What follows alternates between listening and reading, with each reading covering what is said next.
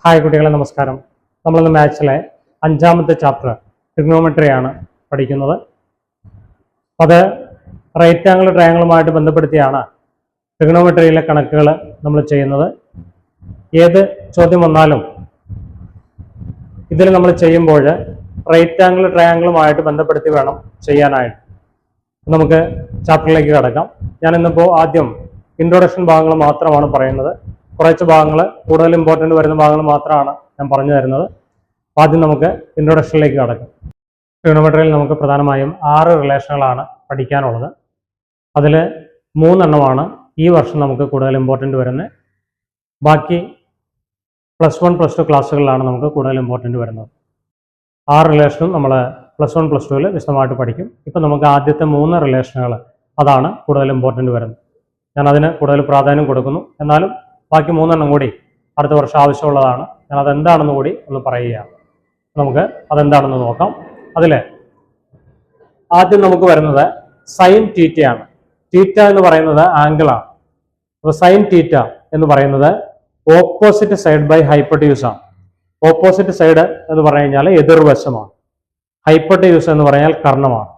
അപ്പോൾ sine theta എന്ന് പറഞ്ഞാൽ അത് എതിർവശം ബൈ കർണം, ഓപ്പോസിറ്റ് സൈഡ് ബൈ ഹൈപ്പോട്ടന്യൂസ് ആണ്. രണ്ടാമത് വരുന്നത് കോസ് തീറ്റയാണ്. കോസ് തീറ്റ എന്ന് പറയുന്നത് അഡ്ജാസന്റ് സൈഡ് ബൈ ഹൈപ്പോട്ടന്യൂസ് ആണ്. അഡ്ജാസന്റ് സൈഡ് എന്ന് പറയുന്നത് സമീപവശമാണ്, ഹൈപ്പോട്ടന്യൂസ് കർണമാണ്. അപ്പോൾ കോസ് തീറ്റ എന്ന് പറഞ്ഞു കഴിഞ്ഞാൽ സമീപവശം ബൈ കർണം ആണ് വരുന്നത്, അഡ്ജാസന്റ് സൈഡ് ബൈ ഹൈപ്പോട്ടന്യൂസ്. മൂന്നാമത് വരുന്നത് ടാൻ തീറ്റയാണ്. Tan theta opposite side by adjacent സൈഡാണ്. ഓപ്പോസിറ്റ് സൈഡ് എതിർവശം, അഡ്ജാസന്റ് സൈഡ് സമീപവശം. അപ്പോൾ ടാൻ തീറ്റ എന്ന് പറയുന്നത് എതിർവശം ബൈ സമീപവശം, ഇതാണ് വരുന്നത്.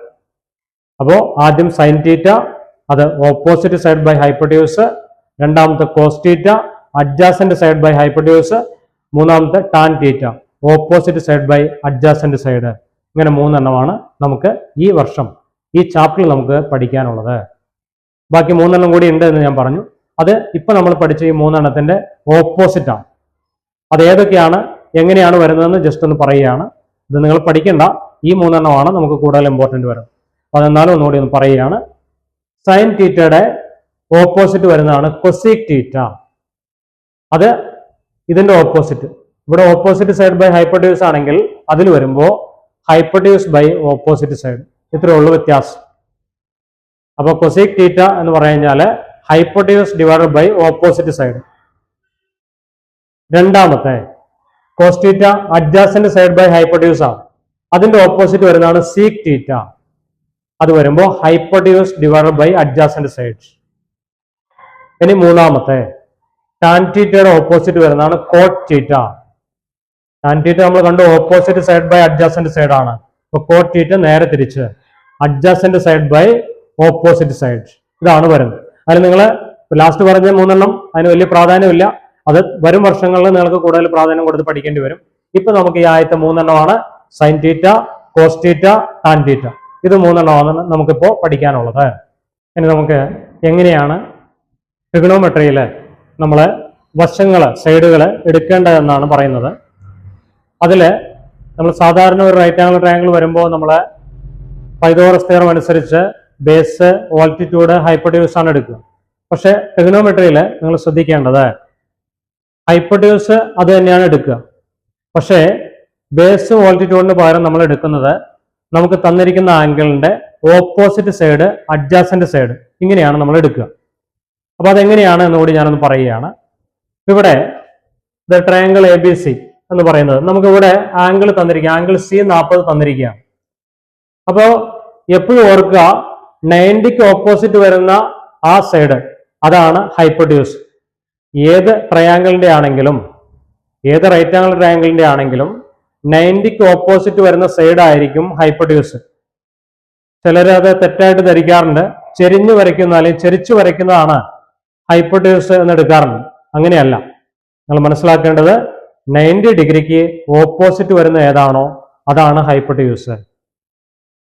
ഇനി ഇവിടെ നമ്മൾ നോക്കിയാൽ ഇവിടെ 90, ഇതാണ് 90. 90ക്ക് ഓപ്പോസിറ്റ് വന്നിരിക്കുന്ന BC ആണ് ഇവിടെ ഹൈപ്പോട്ടന്യൂസ് ആയിട്ട് വരുന്നത്. ബി സി ആണ് ഇവിടുത്തെ ഹൈപ്പോട്യൂസ്. ഇനി ഞാൻ പറഞ്ഞു ഓപ്പോസിറ്റ് സൈഡ്, അഡ്ജാസന്റ് സൈഡ്, ഹൈപ്പോട്യൂസ്. ഇതാണ് നമ്മൾ ട്രിഗണോമെട്രിയിൽ എടുക്കുന്നത്. അപ്പൊ ഇനി നമുക്ക് 40ന്റെ ഓപ്പോസിറ്റ് സൈഡ് എന്ന് പറയുമ്പോൾ അറിയാം, ഞാൻ നേരത്തെ പറഞ്ഞു, മലയാളം പറഞ്ഞു, എതിർവശമാണ്, എതിര് വരുന്നത്, ഓപ്പോസിറ്റ് വരുന്നത്. അപ്പൊ 40 ഡിഗ്രിക്ക് ഓപ്പോസിറ്റ് വന്നിരിക്കുന്നത് ഇവിടെയാണ്. അപ്പൊ എ ബി ആണ് ഓപ്പോസിറ്റ് സൈഡ്. ഞാൻ ഷോർട്ട് ഫോം ആണ് എഴുതിയിരിക്കുന്നത്, OS, ഓപ്പോസിറ്റ് സൈഡ്. ഇനി അടുത്തത് അഡ്ജാസന്റ് സൈഡ്. അപ്പൊ നിങ്ങൾ ആദ്യം ഹൈപ്പോട്യൂസ് എപ്പോഴും ആദ്യം തന്നെ നോക്കിക്കോളും.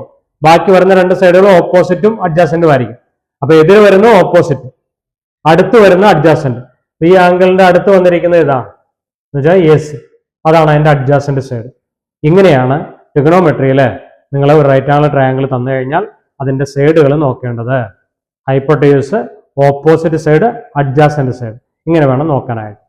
ഇനി നമുക്ക് ഇതില് ആദ്യത്തെ സെക്ഷൻ വരുന്നത് 30 ഡിഗ്രി, 60 ഡിഗ്രി, 90 ഡിഗ്രിയും 45 ഡിഗ്രി, 45 ഡിഗ്രി, 90 ഡിഗ്രിയും. ഇത് വെച്ച് വരുമ്പോൾ നമുക്ക് റേഷ്യോ ഉപയോഗിച്ചാണ് നമ്മൾ ഇതിലെ കണക്കുകൾ ചെയ്യുന്നത്. അപ്പൊ അതിന്റെ റേഷ്യോ എങ്ങനെയാണ് വരുന്നത് എന്ന് നമുക്ക് നോക്കാം. അതില് ഇത് 30 ഡിഗ്രി, 60 ഡിഗ്രി, 90 ഡിഗ്രിയാണ്. അപ്പൊ ഇതിന്റെ റേഷ്യോ എന്ന് പറയുന്നത് ഒരു 30 ഡിഗ്രി, 60 ഡിഗ്രി, 90 ഡിഗ്രി.